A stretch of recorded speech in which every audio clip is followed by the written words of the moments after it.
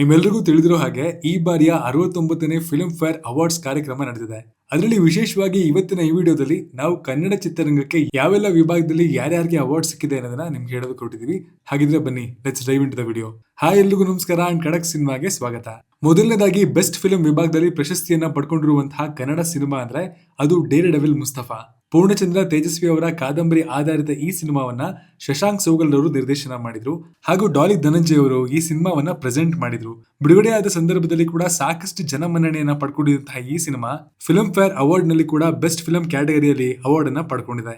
ಇನ್ನು best critic ವಿಭಾಗದಲ್ಲಿ award ಪಡ್ಕೊಂಡಿರುವಂತಹ cinema Pinki ಎಲ್ಲಿ.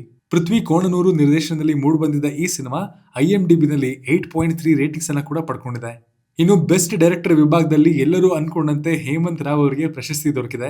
ಸಪ್ತಸಾಗರದ ಆಚೆಯಲ್ಲೋ ಸಿನಿಮಾದ ನಿರ್ದೇಶನಕ್ಕಾಗಿ ಹೇಮಂತ್ ರಾವ್ ಅವರಿಗೆ ಈ ಅವಾರ್ಡ್ ದೊರಕಿದೆ. ಸಿನಿಮಾ ಥಿಯೇಟರ್ ಹಾಗೂ OTT ಎರಡರಲ್ಲೂ ಕೂಡ ಪ್ರೇಕ್ಷಕರ ಗಮನ ಸೆಳೆಯೋದಕ್ಕೆ ಯಶಸ್ವಿಯಾಗಿತ್ತು. ಅದರಲ್ಲೂ ಈ ಅವಾರ್ಡ್ ಹೇಮಂತ್ ರಾವ್ ಅವರಿಗೆ ಸಿಕ್ಕಿರೋದು ವೆಲ್ ಡಿಸರ್ವ್ಡ್ ಅಂತ ಹೇಳಬೇಕು.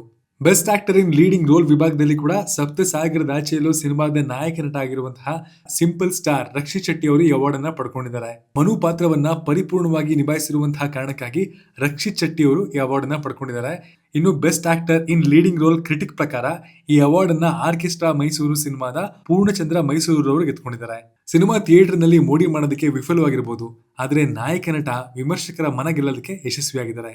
ಇನ್ನು ಮಹಿಳೆಯರ ವಿಭಾಗದ best leading actor ಕ್ಯಾಟಗರಿಯಲ್ಲಿ Raj B Shetty ಪ್ರಮುಖ ಪಾತ್ರದಲ್ಲಿ ಕಾಣಿಸಿಕೊಂಡಿರುವಂತಹ ಸ್ವಾತಿ ಮುತ್ತಿನ ಮಳೆಹನಿಯೇ ಸಿನಿಮಾದ ನಾಯಕಿಯಾಗಿರುವ ಸಿರಿ ರವಿಕುಮಾರ್ ಅವರು ಈ ಅವಾರ್ಡ್ ಅನ್ನ ಗೆದ್ದಿದ್ದಾರೆ. ಬೆಸ್ಟ್ ನಟಿ ವಿಭಾಗದಲ್ಲಿ ಕ್ರಿಟಿಕ್ ಗಳಿಂದ ಆಯ್ಕೆಯಾಗಿರುವಂತಹ ಹಾಗೂ ಈ ವಿಭಾಗದಲ್ಲಿ ಪ್ರಶಸ್ತಿಯನ್ನ ಗೆದ್ದಿರೋದು ಅಂದ್ರೆ ರುಕ್ಮಿಣಿ ವಸಂತ್ ಅವರು. ರುಕ್ಮಿಣಿ ವಸಂತ್ ತಮ್ಮ ಸಪ್ತಸಾಗರದ ಆಚೆಯಲ್ಲೋ ಸಿನಿಮಾದ ಪಾತ್ರಕ್ಕಾಗಿ ಈ ಪ್ರಶಸ್ತಿಯನ್ನ ಗೆದ್ದುಕೊಂಡಿದ್ದಾರೆ. ಇನ್ನು ಪೋಷಕ ಪಾತ್ರದ ವಿಭಾಗದಲ್ಲಿ ಬೆಸ್ಟ್ ಪೋಷಕ ಪಾತ್ರಧಾರಿಯ ಅವಾರ್ಡ್ ಅನ್ನ ಪುರುಷರ ವಿಭಾಗದಲ್ಲಿ ಟಗರು ಪಲ್ಯ ಸಿನಿಮಾಗಾಗಿ ರಂಗಾಯಣ ರಘು ಪಡ್ಕೊಂಡಿದ್ದಾರೆ. ಮಹಿಳೆಯರ ವಿಭಾಗದಲ್ಲಿ ಕೌಸಲ್ಯ ಸುಪ್ರಜಾ ರಾಮ ಸಿನಿಮಾದ ನಟನೆಗಾಗಿ ಸುಧಾ ಬೆಳ್ವಾಡಿ ಅವರು ಗೆದ್ದಿದ್ದಾರೆ.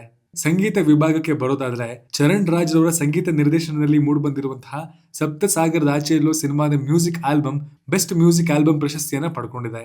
ಬೆಸ್ಟ್ ಲಿರಿಕ್ಸ್ ವಿಭಾಗದಲ್ಲಿ ಚೌಕಾಬಾರ ಸಿನಿಮಾದ ಯುವ ಚುಂಬಕ ಹಾಡಿನ ಸಾಹಿತ್ಯಕ್ಕಾಗಿ BR ಲಕ್ಷ್ಮಣ್ ರಾವ್ ಅವರು ಈ ಪ್ರಶಸ್ತಿಯನ್ನ ಪಡ್ಕೊಂಡಿದ್ದಾರೆ.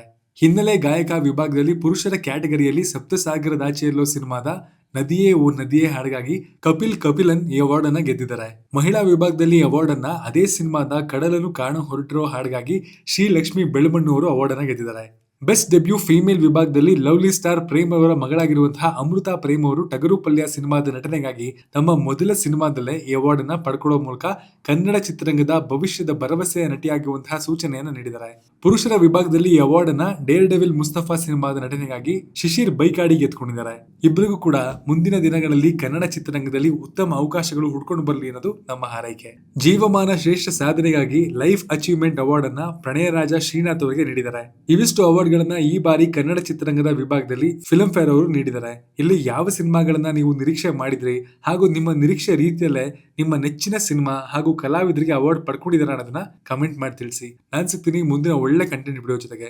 Love you all. Signing off, Manu.